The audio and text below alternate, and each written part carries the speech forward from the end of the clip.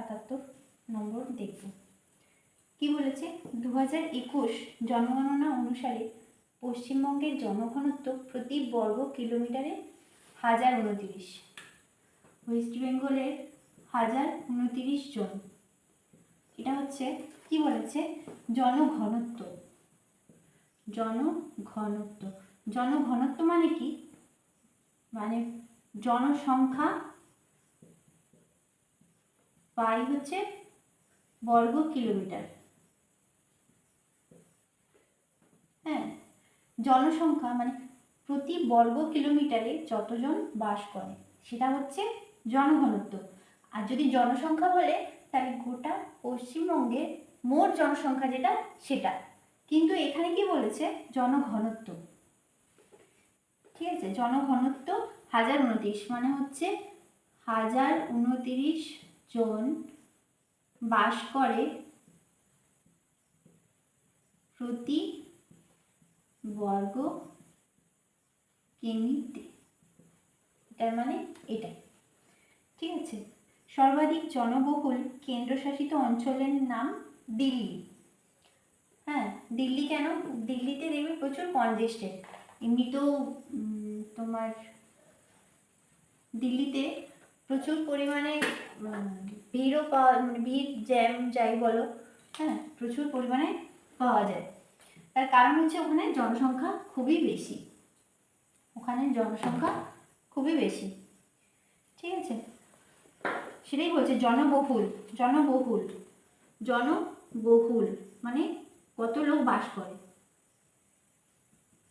হ্যাঁ, জনবহুল মানে কত জনসংখ্যা, কত কত বেশি, অনেক জনসংখ্যা, সেটাকে কি বলে? জনবহুল বলে। তাহলে ভারতের কেন্দ্রশাসিত অঞ্চল কতগুলি? টোটাল এখন আছে 8টি। হ্যাঁ, এটা 4 নয়, এটা 8। এটা ইংরেজি বাংলায় লিখলাম তাই ইংরেজিতে লিখেছি। তাহলে 4টি। তার মধ্যে দিল্লি আমাদের রাজধানী। আমাদের রাজধানী কি? দিল্লি। হ্যাঁ, আর দিল্লিতে যত বড় বড় অফিস, তারপরে প্রশাসনিক ভবন, আমাদের সুপ্রিম কোর্ট থেকে শুরু করে সব কিছু দিল্লিতেই আছে। এই জন্য এই জনসংখ্যাটা বেশি, সেটাই বলেছে। আর জনবিরল মানে কি? তার পরের অপশনটা দেখো, জনবিরল। জনবিরল মানে জনসংখ্যা কম, মানে জনসংখ্যাটা কি? কম। হ্যাঁ, কম। নাম কি? লাক্ষাদ্বীপ। লাক্ষাদ্বীপ। আচ্ছা, লাক্ষাদ্বীপটা কোথায় অবস্থিত? ধরো এটা ভারতের এই জায়গাটায় লাক্ষাদ্বীপ অবস্থিত। হ্যাঁ, অনেকটাই দূরে ভারতের থেকে। প্লাস হচ্ছে এখানে যাতায়াত বলতে সমুদ্রপথে ছাড়া বা মানে আকাশপথে ছাড়া কিন্তু যাওয়ার অপশন নেই। এখানে মানুষ কম বাস করে। আচ্ছা, এটি কিভাবে মনে রাখবে? দেখো, জনবহুলটা দিল্লি মনে থাকে, জনবিরলটা কি? লাক্ষাদ্বীপ। দেখো, এখানে লাক্ষা পাওয়া যায় মানে হচ্ছে কলা, মানে প্রবাল প্রাচীর। হ্যাঁ, প্রবাল প্রাচীর পাওয়া যায়। হ্যাঁ, great barrier reef. Great barrier রিফও বলে। এবার লাক্ষাদ্বীপে দেখো, এত যদি শৈবাল থাকে, প্রবাল শৈবালের মানে শৈবাল থেকেই আসে। শৈবাল, এই যে আমরা যে কলাগুলো করি না, এগুলো অ্যাকচুয়ালি ওই শৈবাল থেকেই আসে। কিন্তু এগুলো তো প্লাস্টিকের, এগুলো বাদ দাও। যাই হোক, তো এত দূরে যদি এত শৈবাল থাকে তাহলে মানুষ কম থাকবে, তাই না? তাহলে এখান থেকে আমাদের মনে থাকবে যে প্রচুর মানে শৈবাল দেখতে পাওয়া যায়।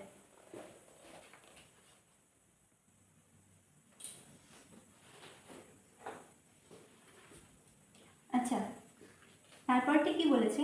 বর্তমানে মোট 29টি রাজ্য রয়েছে।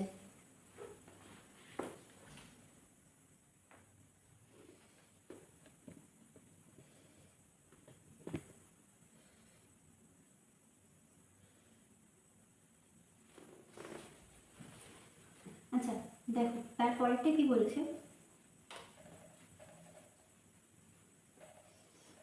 ভারতবর্ষে মোট 29টি রাজ্য ও 6টি কেন্দ্রশাসিত অঞ্চল আছে। না, এখন আমাদের 29টি রাজ্য ও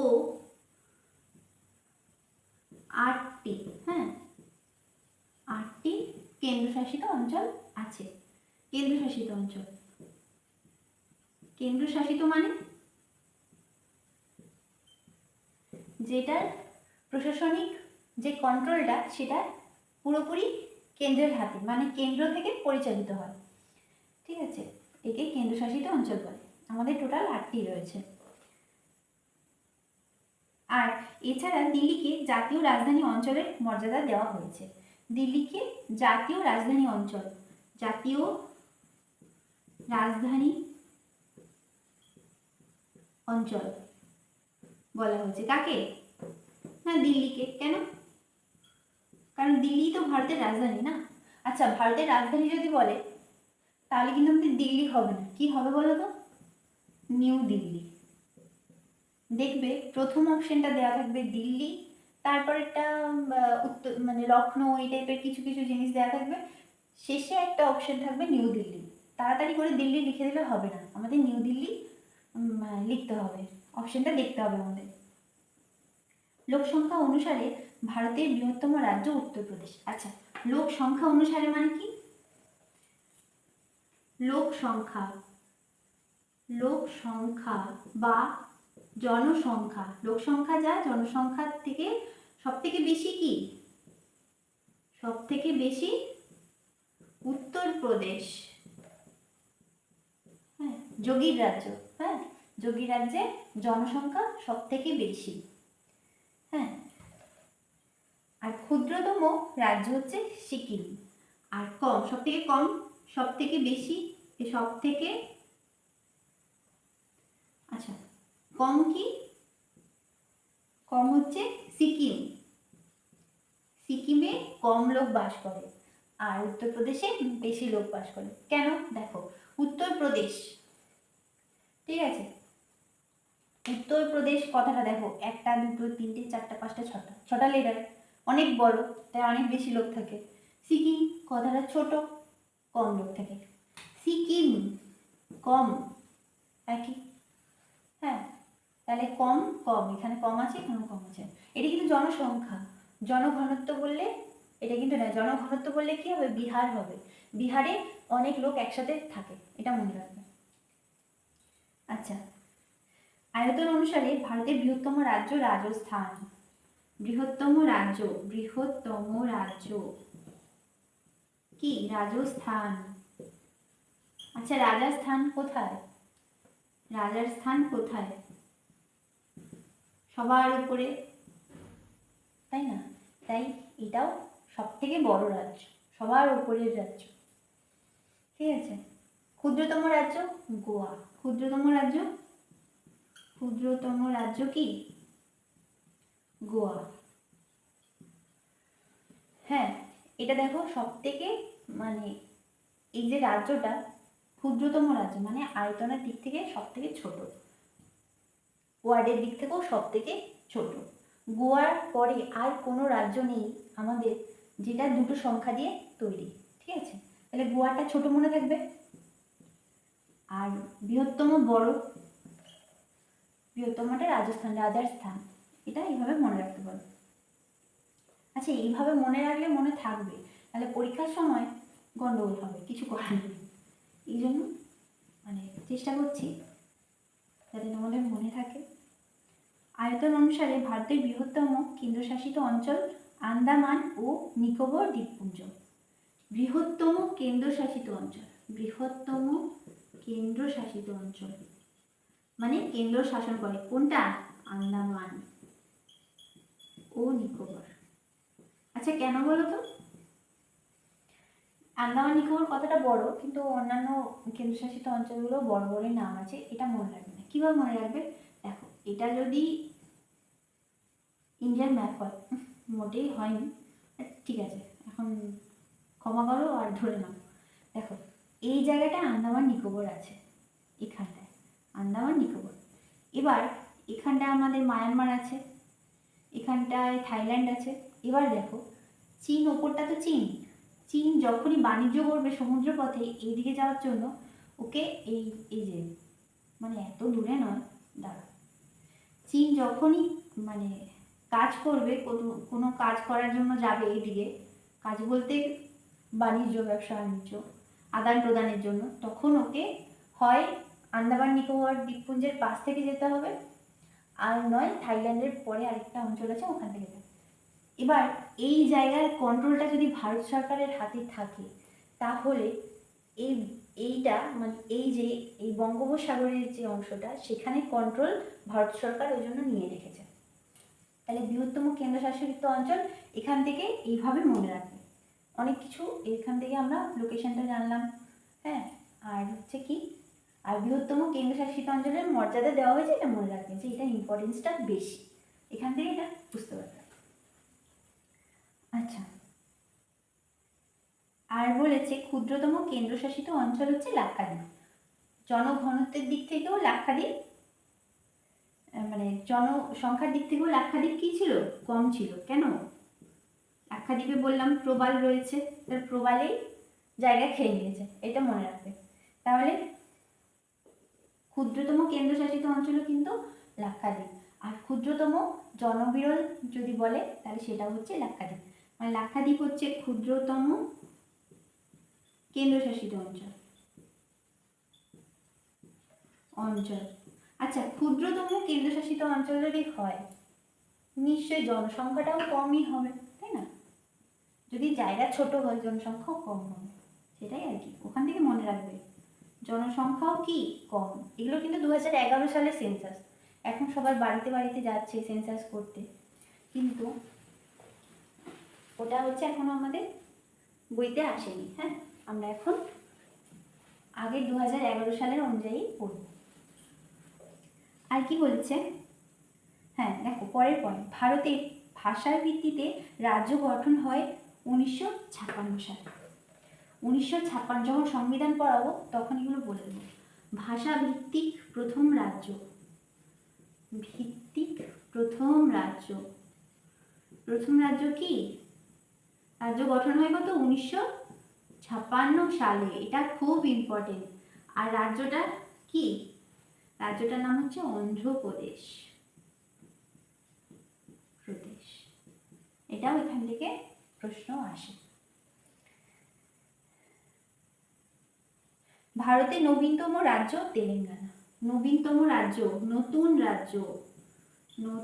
রাজ্য কি? তেলেঙ্গানা।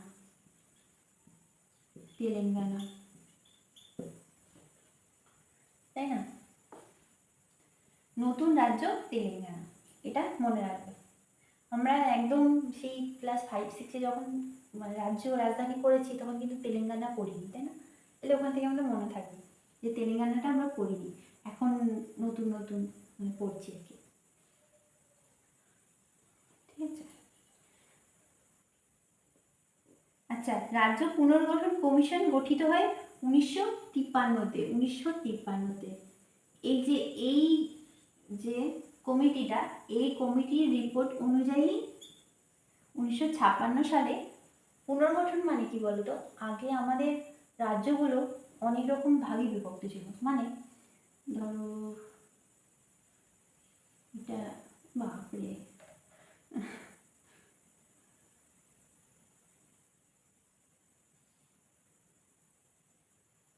আচ্ছা এখানটায় ছিল মানে বঙ্গভূমি, হ্যাঁ, বাংলা, বিহার, উড়িষ্যা নিয়ে বঙ্গদেশ ছিল।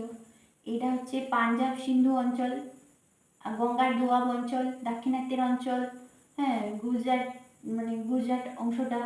তাহলে এগুলো একটা আলাদা আলাদা প্রদেশে বিভক্ত ছিল। এবার এরা হচ্ছে তখন মানে স্বাধীনতা 1947, তারপরে 1953 সালে একটা কমিটি গঠন করেছিল যে রাজ্যগুলো কিভাবে ভাগ করা যায় সেটাই বলেছে।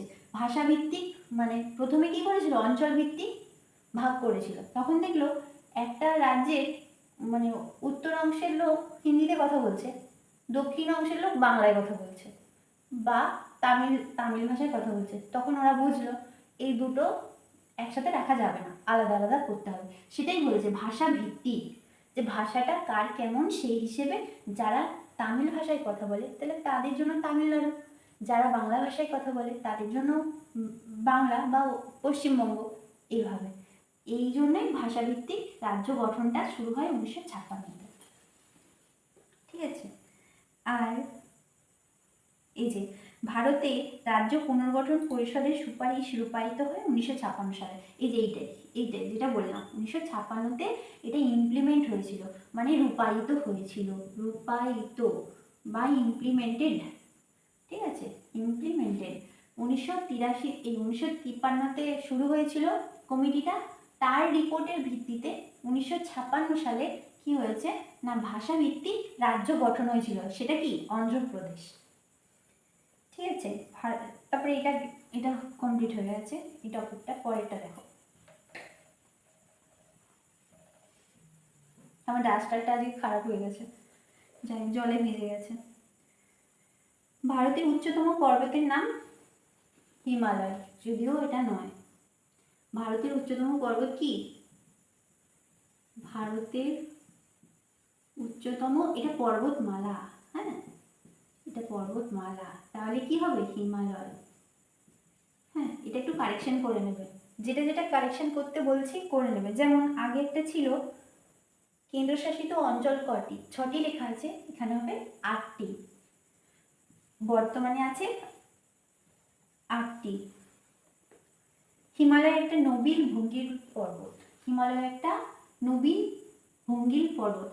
দেখো এখানটা আমাদের পৃথিবীর ম্যাপটা যদি দেখি আমরা, ধরো এটা আমাদের গোল পৃথিবী, এই জায়গাতে এই জায়গাতে ইউরেশীয় প্লেট ছিল।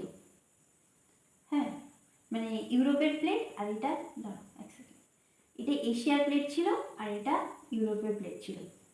এই জায়গাটা ফাঁকা ছিল। আর এখানে এটা টেথিস মহাসাগর ছিল, টেথিস মহাসাগর। এই দুটো, এটা হচ্ছে ইউরোপীয় পাত, ইউরোপীয়, আর এটা হচ্ছে এশীয় পাত। পাত কি জিনিস, সেটা হচ্ছে দুটো, একটা ভূখণ্ড একটা ভূখণ্ড, এই দুটো ভূখণ্ড যখন জলের উপর ফ্লোট করছে, মানে ভাসছে।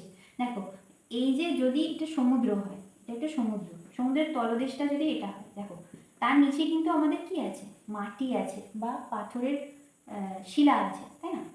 তো এবার কি হয়েছে, যেটাই মানে সমুদ্র বা ভূখণ্ড, দেশ বা মহাদেশ যাই হোক, সেটা কিন্তু আমাদের ভেসে আছে, পুরোটাই ভেসে আছে।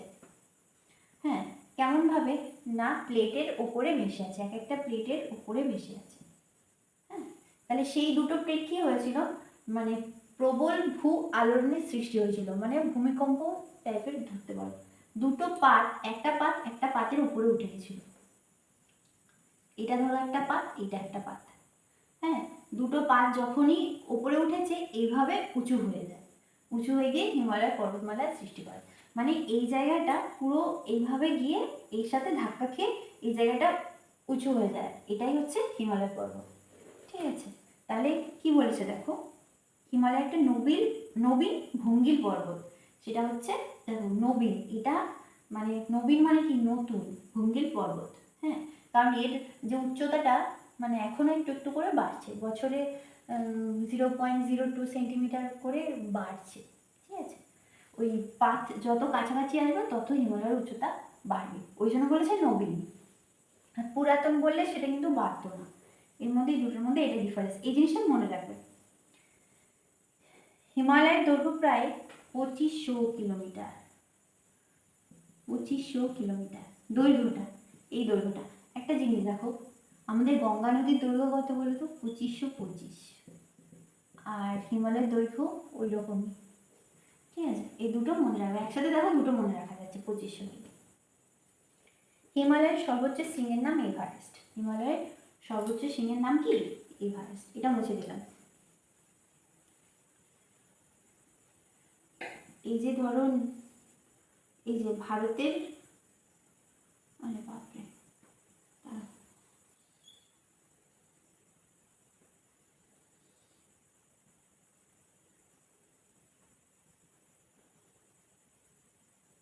আচ্ছা, এই জায়গাটা নেপাল আর এই জায়গাটা পশ্চিমবঙ্গ।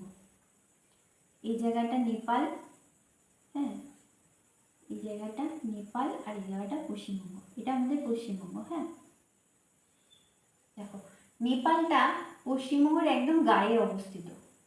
এই জায়গাটায় মাউন্ট এভারেস্টটা পড়ছে পুরোপুরি, মানে বেশিরভাগটা নেপালে পড়ছে, বেশিরভাগটা নেপালে পড়ছে, ওটাই বলেছি। আর এর কি Mount Everest, Mount Everest, Mount Everest, Mount এভারেস্টের উচ্চতা কত? 8,848 মিটার। এটা মুখস্থ করতে হবে। মাউন্ট এভারেস্টের উচ্চতা কে মেপেছিল? উচ্চতা রাধানাথ শিকদার।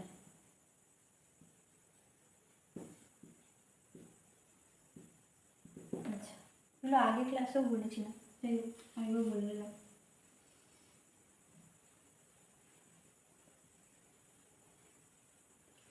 আচ্ছা, তারপরে দেখো কারাকোরাম পর্বতের সর্বোচ্চ শৃঙ্গ গডিন অস্টিন।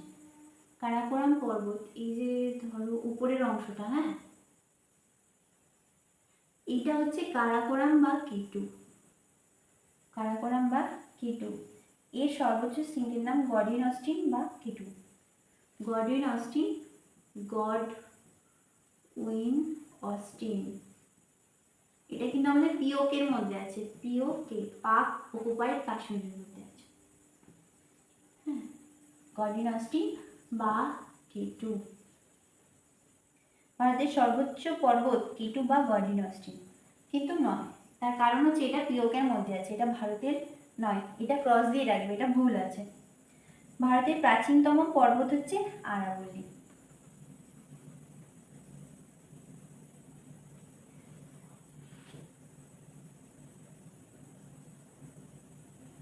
এই জায়গাটা আরাবল্লী পর্বতটা অবস্থিত, আরাবল্লী পর্বতটা এই জায়গায়, এই যে এখানটা রাজস্থান আছে, হ্যাঁ রাজস্থান আছে, এখানে আরাবল্লী পর্বতটা অবস্থিত। এটা একটি ভঙ্গির পর্বত, এটি একটি আরাবল্লী একটা ভঙ্গির পর্বত, এটা খুব আসে। এটা আরাবল্লী কি ধরনের পর্বত দেবে? ক্ষয়জাত, ভঙ্গির, এই টাইপের অনেকগুলো, মানে আগ্নেয় পর্বত, এই টাইপের অনেকগুলো অপশন দেবে আমাদের। আরাবল্লী, আরাবল্লী এটা কি ক্ষয় ভঙ্গির পর্বত। হ্যাঁ, ভঙ্গির, ভঙ্গির মানে কি? ব্রেকেবল মানে হচ্ছে, মানে এটা ঠিক ব্রেকেবল নয়, মানে ভঙ্গির মানে এটা ধরো, মানে এর গঠনটা একটু ক্ষয়, মানে ভঙ্গুর টাইপের, এই টাইপের মনে রাখবে আরাবল্লী। হ্যাঁ,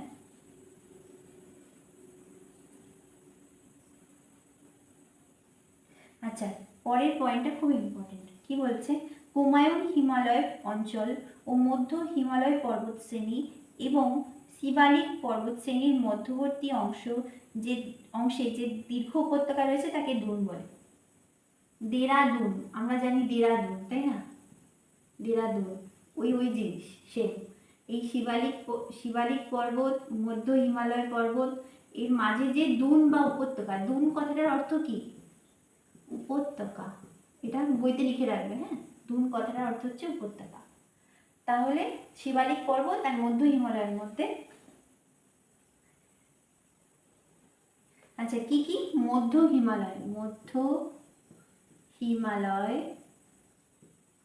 ও শিবালিক, মধ্য হিমালয় ও শিবালিকের মধ্যবর্তী অঞ্চলটা হচ্ছে আমাদের কি দুন নামে পরিচিত। আমাদের দেরাদুন যেখানে আছে, দেরাদুন একটা দুন, দুন উপত্যকা, শিবালিক পর্বত, ঠিক আছে, এই দুটোর মাঝে যেটা আছে সেটাই হচ্ছে, তাকে বলে দুন। এটা পরীক্ষায় আসে, হ্যাঁ, এটা মনে রাখতে হবে। পরেরটা দেখো কি বলেছে। শিবালিক পর্বত শ্রেণীর গড় উচ্চতা 600 থেকে 1500 মিটার। এটা মনে রাখতেও পারো, নাও পারো। পশ্চিম হিমালয়ের একটি উষ্ণ প্রস্রবণের নাম কাশ্মীরের ভেরিনা। পশ্চিম হিমালয়ের একটি উষ্ণ প্রস্রবণ, পশ্চিম হিমালয় কোনটা? এই যে এটা হচ্ছে পশ্চিম হিমালয়। আচ্ছা, নাম হচ্ছে কাশ্মীরের ভেরিনা। এটা যখন আমি সেই নদীগুলো পড়িয়েছিলাম, এটা বলেছিলাম। সেটা হচ্ছে কোথায়,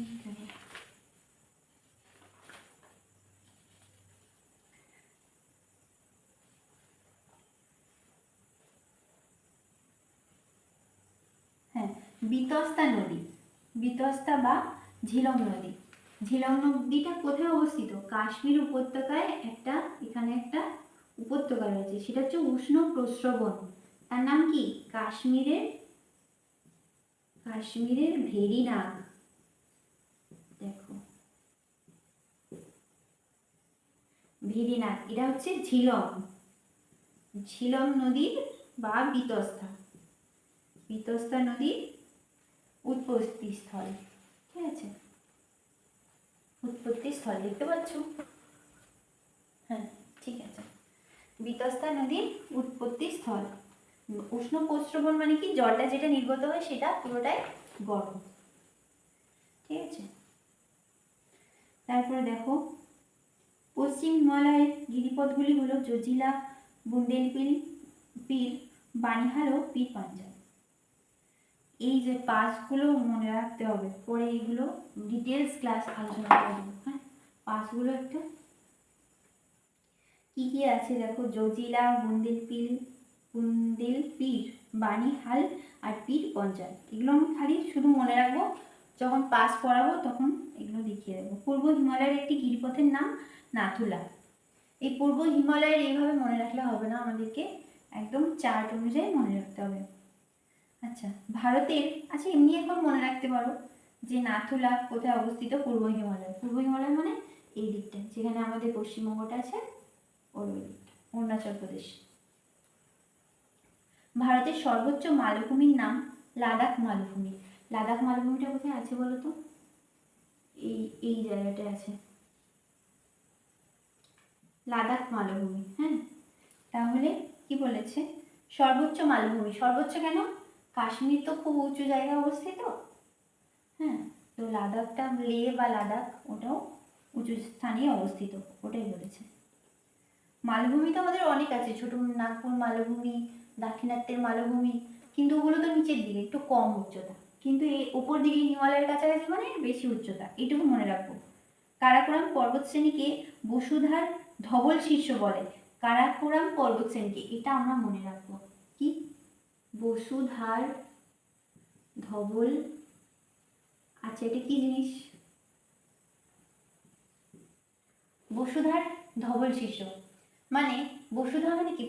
পৃথিবীর ধবল মানে কি? সাদা শীর্ষ মানে ওপর থেকে যদি আমরা দেখি, স্যাটেলাইট থেকে বা ধরো প্লেন থেকে দেখি বা রকেট থেকে দেখি আমরা, তখন দেখতে পাবো কি এই যে গডিন অস্টিনের মাথাটা বরফাবৃত থাকে সারা বছর, এই জন্য বসুধার ধবল শীর্ষ বলছে। ভারতের দীর্ঘতম হিমবাহের নাম সিয়াচেন হিমবাহ। সিয়াচেন হিমবাহটাও এখানেই অবস্থিত, সিয়াচেন হিমবাহ। তাহলে কি বলেছে? দীর্ঘতম হিমবাহ, দীর্ঘতম হিমবাহ কি? সিয়াচেন। আমরা এটা মনে রাখবো। চেন মানে কি?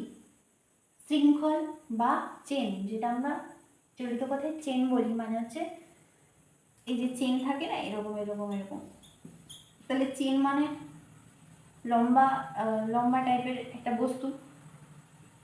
দীর্ঘতম মানে লম্বা চেন যদি আমরা মনে রাখি, তাকে সিয়াচেন মনে থাকবে।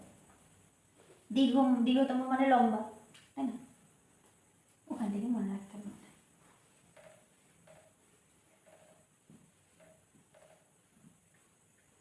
আচ্ছা,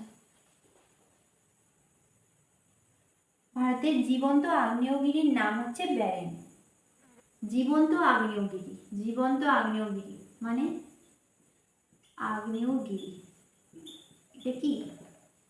ব্যারেন। ব্যারেনটা কোথায় অবস্থিত? নিকোবরে। ওই যে দেখালাম আন্দামান নিকোবর, উপরেরটা আন্দামান, নিচেরটা নিকোবর। এবার জীবন্ত কেন? এখনো মাঝে মধ্যে মানে অগ্নুৎপাত হয় ওখানে। আর ওখানে আরেকটা আছে জিনিস ইন্টারেস্টিং, মাড ভলক্যানো। মাড ভলক্যানো মানে হচ্ছে এখান থেকে যে দেখো অগ্নুৎপাতের সময় কি হয়, প্রচুর পরিমাণে মানে আগুনের লাভা নিঃসৃত হয়, কিন্তু মাড ভলকানোতে কি হয়, কাদা নিঃসৃত হয়। মাড মানে কি, কাদা, কাদা নিঃসৃত হয়। আর এখান থেকে আরেকটা জিনিস মনে রাখবো, আন্দামান নিকোবর দ্বীপপুঞ্জের এখানে স্যাডেল পিক যেটা রয়েছে সেটা হচ্ছে আন্দামান নিকোবরের সর্বোচ্চ শৃঙ্গ। কি, সর্বোচ্চ শৃঙ্গ, এটা আমরা এখান থেকে মনে রাখবো এক্সট্রা। আচ্ছা, নিকোবর দ্বীপপুঞ্জের অপর একটি আগ্নেয়গিরি হলো নারকোন্ডাম।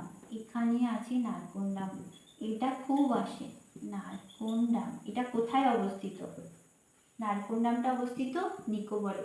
দেখো ন ন দুটোই দন্তে নদী, হ্যাঁ, নারকোন্ডাম, এই দুটো মিল আছে, মনে রাখবে।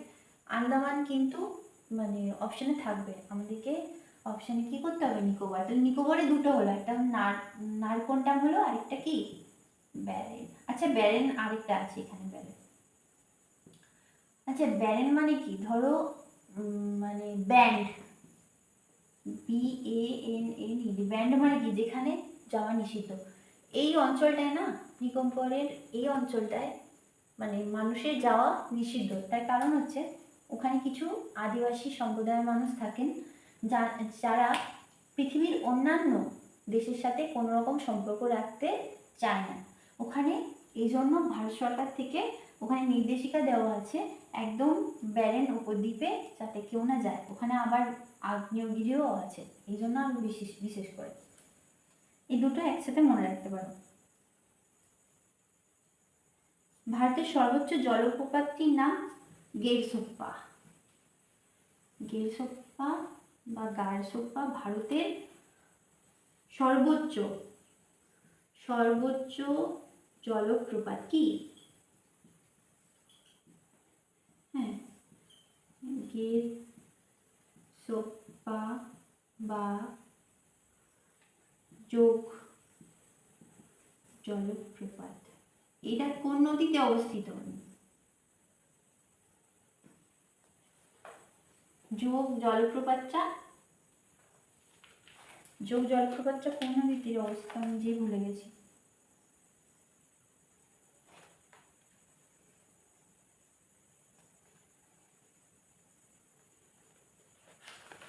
এখানে তো ছিল শরাবতী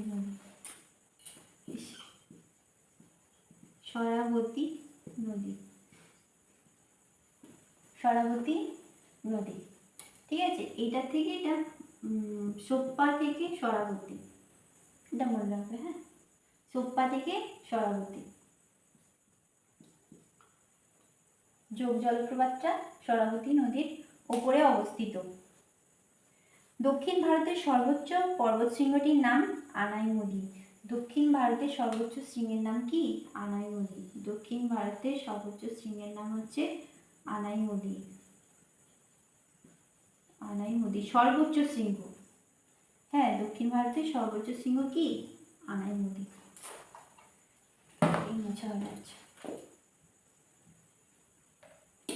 দক্ষিণ ভারতের সর্বোচ্চ শৃঙ্গ, দক্ষিণ ভারতের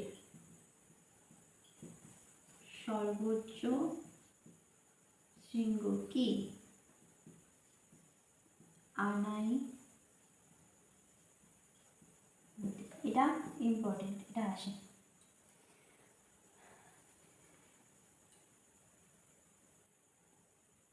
আচ্ছা, কাশ্মীর পশ্চিম হিমালয়ে অবস্থিত। বললাম কাশ্মীরের অবস্থানটা দেখালাম।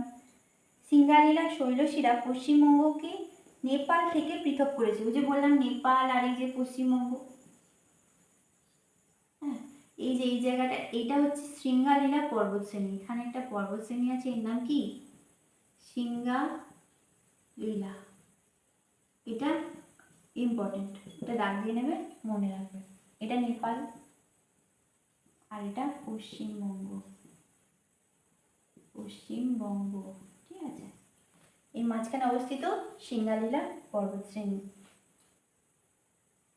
শিবকিলা, পিপুলেখো ও নাথুলা হিমালয়ের পার্বত্য অঞ্চলের 3টি গিরিপথ। এটা পড়ার দরকার নেই। কোনটা কোন রাজ্যে অবস্থিত এগুলো আমাদের পড়তে হবে, সেটা আমি অন্য একটা ক্লাসে পড়িয়ে দেবো। অপরূপ নৈসর্গিক সৌন্দর্যের জন্য কাশ্মীর উপত্যকাকে ভূস্বর্গ বা প্রাচীন নন্দনকানন, ভূস্বর্গটা আমরা সবাই জানি কাশ্মীর, কিন্তু প্রাচীন নন্দনকানন, প্রাচীন নন্দনকানন কাকে বলা হয়? কাশ্মীরকে। কাশ্মীরকে কাশ্মীরকে আর কি বলা হয়? ভূস্বর্গ। এত সুন্দর জায়গাটা এই জন্য। ভারতের একটি স্তূপ পর্বতের নাম সাতপুরা। ভারতের